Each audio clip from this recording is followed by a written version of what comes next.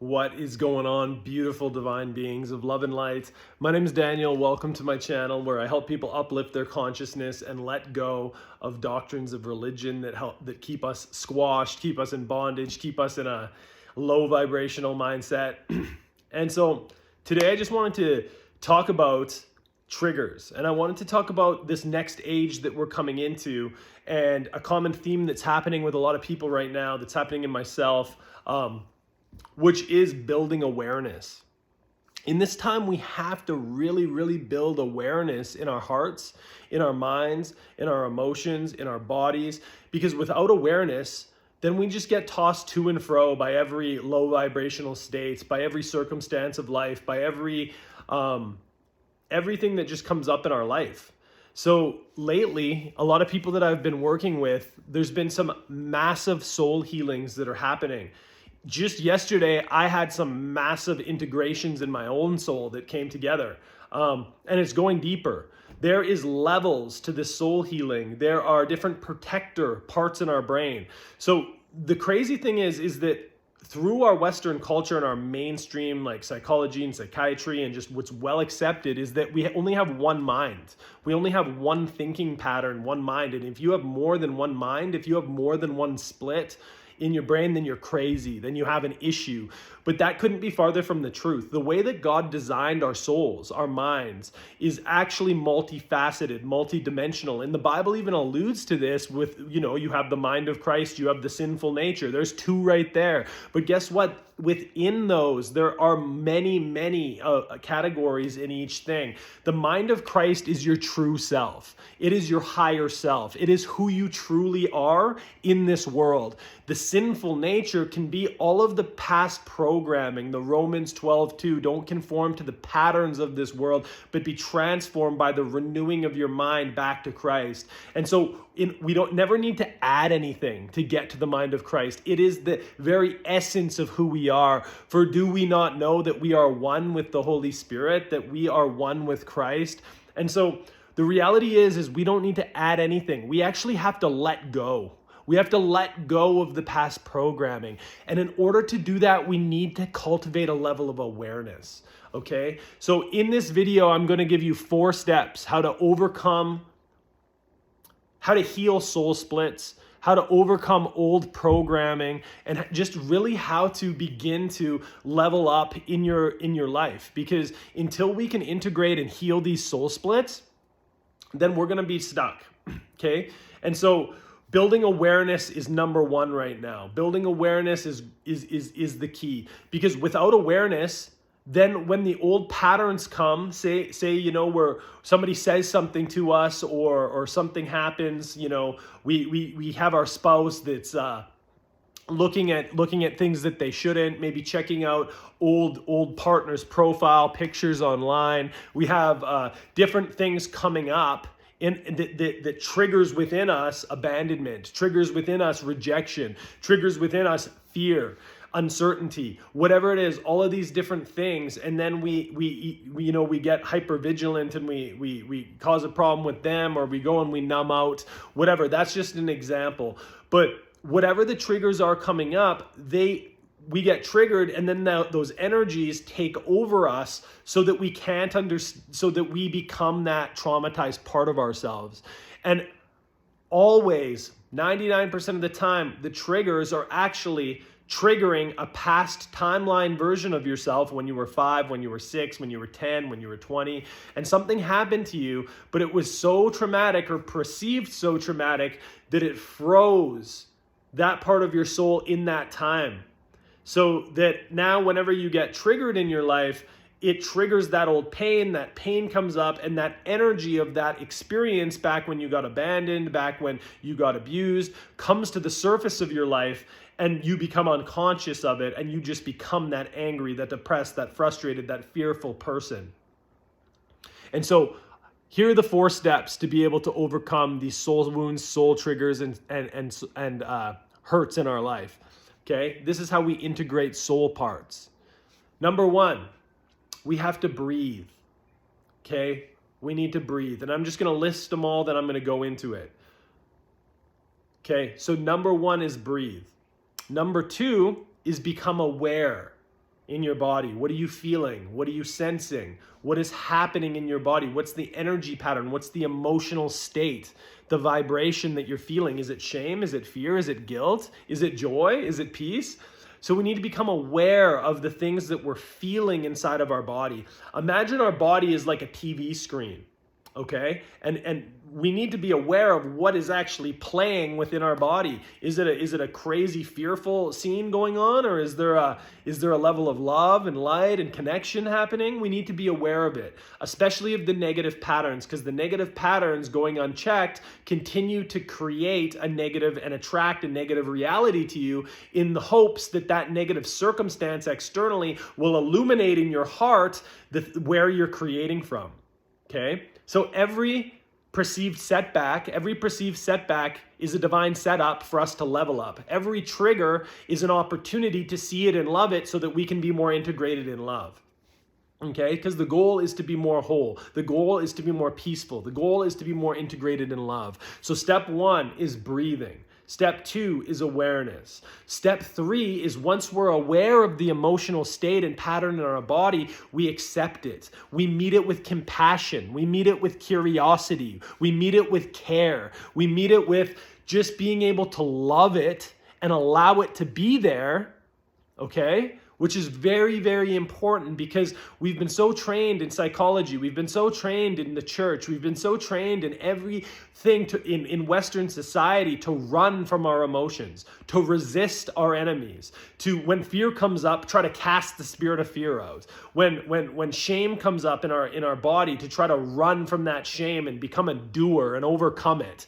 So we've been trained to resist all of these emotional states, but that energy doesn't work on the planet anymore. We have to let that go. Okay? So step 3 is to become, after step 2 of aware, step 3 is to begin to allow and love.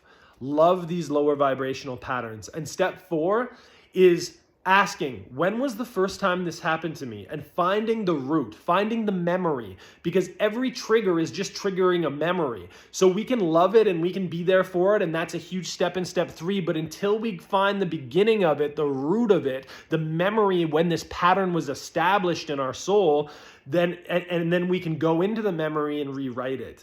And this is why it's so important that we do step 1 and 2 and 3 properly, because you'll never reach the memory in your mind, and you'll never get to that level of stillness where you can go into your subconscious mind unless you do the first 3 steps correctly.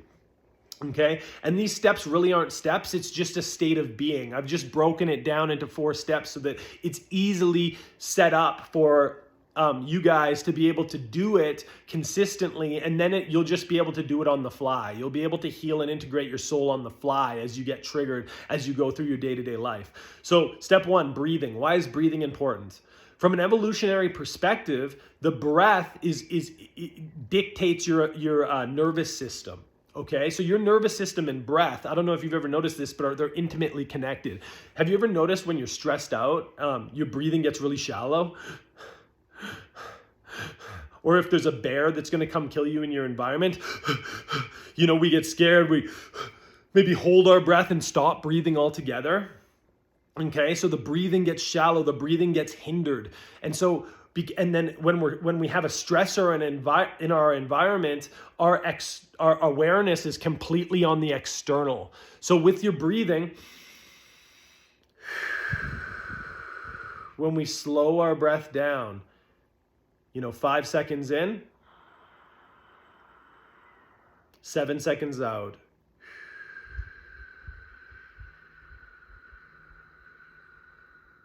It begins to slow ourselves down. It begins to enter rest. It tells our nervous system that we're safe, that we can come out of the fight and flight and into the rest and digest. And this changes our hormones. It changes the chemical makeup in our brain. It changes everything. It lowers cortisol. It lowers adrenaline. It raises norepinephrine. It raises serotonin. It raises the calm and relax. oxytocin, so we can just relax and be one with ourselves for a second. So breathing is amazing because not only does your breath change when stress comes to get you, but you can do the opposite. You can slow your breathing down in the midst of stress or in the midst of perceived stress to allow your nervous system to do the opposite effect. So number one is breathing. Make sure that you're breathing in very slow and that you're having a longer exhale than the inhale. Step two, once you've tapped into the breathing and you've breathed for a minute or two, you tune in your awareness into your body. So right now, as I'm talking to you, you're listening to your mind. You're listening with your intellect. And when we're listening with our intellect, we're usually in a beta brainwave state. High beta, medium beta, low beta. That is the highest brainwave state. It's very quick, and it's the time when we're doing things, it's the time when we're in stress. And so we need to, by taking the breaths and tuning into our body, we come out of beta into alpha. And if we do it long enough, we can even get into theta, which is like deep meditation. Alpha is like when we're relaxed, we're listening to something. You may even be in alpha right now if you're just relaxed and you're just taking in the information. When you watch TV, you're usually in alpha and you're susceptible to programming. And that's why it's called television programming, because they're telling you a vision and programming you so that you will be in the matrix. All right. And so this is why we need to get down into an alpha, into a theta, so that we can reprogram ourselves. Okay, so because we're not conforming to the patterns of the worldly programming anymore, because our weapons are not carnal, but they're mighty to go in and reprogram and remove the strongholds with love and acceptance, which is step three. So when we become aware of our body and we're breathing in, and then we feel our body, and then we go, man, say you just got triggered, say something happened, you got cut off in traffic, whatever the case is. You pull over to the side of the road, you just feel like you maybe your body's full of anger or full of fear, you're shocked, and so you just feel it, and maybe in your gut you feel this uneasiness, and so you just sit there. And step three, you allow the emotion in your body, you build a relationship with it. Fear, I see you, you're allowed in my body. I see you, you're allowed to be fearful in me, Or if it's depression, say you're having suicidal thoughts, okay? You be there for the suicidal thoughts, that pattern. You're allowed to be suicidal in my mind. I see you. You're allowed to commit suicide in my body. Don't hear what I'm not saying. I'm not saying you're allowed to go commit suicide, but you as a divine being of love and light that's one with Christ, your higher self, you are speaking to the pattern. You're establishing a relationship with the pattern, because see, when we're unaware, we think we are the pattern. So when the trigger comes up and we become unconscious, we think that we are fearful. We think, oh my God, I'm so scared right now. That's not what's happening. You have been taken over, possessed. The church might say you've got a demon of fear, but you've really just been possessed by an old pattern of energy that's trapped in your body that is coming up so that you as the divine being can actually begin to see it and become aware of it. Okay, this is the same thing with wanting to have accomplishments in life. Anything that you want to be, that you think, oh man, I wish my dad, I wish my mom, I wish my uncles, I wish whoever, my friends would be able to see me making all this money, or see me, looking really good on the beach, or see me succeeding in whatever way. All those patterns are actually just parts of you that need to be seen by you. You haven't seen them yet, so you think that somebody else's energy seeing you is going to be what makes you feel really good. Getting accolades, getting kudos, getting a thumbs up from other people, being attractive, or having somebody to be like, yo, you're seen, you're amazing, you look good, whatever it is. These are programs that we need to see ourselves. We go in and say, you know what, I see you. I see you, you're looking good, I see you, you're more than enough, you're making enough. And if you're not making enough and you don't feel like you're looking good, then you can say, whatever the programs or whatever the patterns are in your body, if you're feeling suicidal, you're allowed to be suicidal. You're allowed to be fat in my body. You're allowed to want to be seen. I see you. And so it's all about us seeing and developing a relationship of allowing it and bringing love to those parts of us. Okay? Now, step 4, once we've established a connection and a relationship and allowance, and we've taken the sharpness off, because every time you allow fear, every time you allow shame, every time you allow depression, it begins to have the opposite effect, because this part of your soul is a literal part of you in your soul that is like used to you numbing out or running away from the fear, and then another part comes in that's trying to make all things good. And so when you begin to allow it and say, I love you, I see you, it kind of catches that part off guard, and the walls come down so that you can begin to love it. And then you can find out when the first time that happened in your life. You can ask your body, you can ask God, when was the first time this happened in my life? And you'll see, you'll get taken back to a memory, because the record of the past is in your body. And so you will go into this memory, and you can begin to rewrite the memory. You can begin to love yourself. You can begin to see yourself. You know, I was just on a call with a beautiful soul, and she felt abandoned in the crib, and she saw herself when she was 1, and she was just abandoned in that crib, crying and freaking out. And so she came into the memory and started mothering herself and telling herself, it's okay, you're not alone, and just began to heal that little baby pattern in her soul, in her body. And you know, after loving it and hugging that baby into yourself, because you want to hug that part of yourself into the light body to become one with Christ. And when you do that, that heals your soul, and it releases, and you might need to cry out that old pattern of abandonment, or allow your body to shake it out and process it. And so I don't want to go too long here, but I just wanted to give you, this is a time where we need to build awareness, okay? So these 4 steps are how you begin to heal your soul wounds, how you begin to integrate facets of your soul. It gets more complicated when you get into protectors, you get into different critics and different facets of your soul that are blocking and protecting other parts, or maybe parts of your soul are locked up in bondage in different areas and jails and caves and all this stuff. It actually talks about this in the Bible. And so that gets more complicated, but for a daily practice, sit for 20 minutes to an hour. An hour is the best, 45 minutes, and just sit in silence and stillness, breathing, listening to your body and feeling what comes up, because most of us have decades and decades of this programming in us that we think is us. And until we cultivate an awareness level and elevate our consciousness, we won't ever be able to heal our soul wounds. And in this time, it's very important that we begin to do the work, do the spiritual work, do a practice. You know, people, you know, we've been told in the church, you're saved by grace, not by works. You don't need to do any works. That's not the works I'm talking about.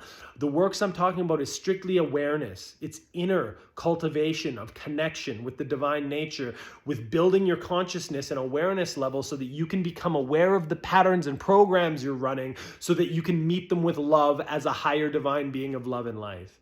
So I hope you guys got something from this. Please spend time every morning, every evening, connecting with yourself, meditating, because that is where you begin to take care of yourself and you begin to see the patterns that are in your mind and body. Okay? I love you guys. Have a great day.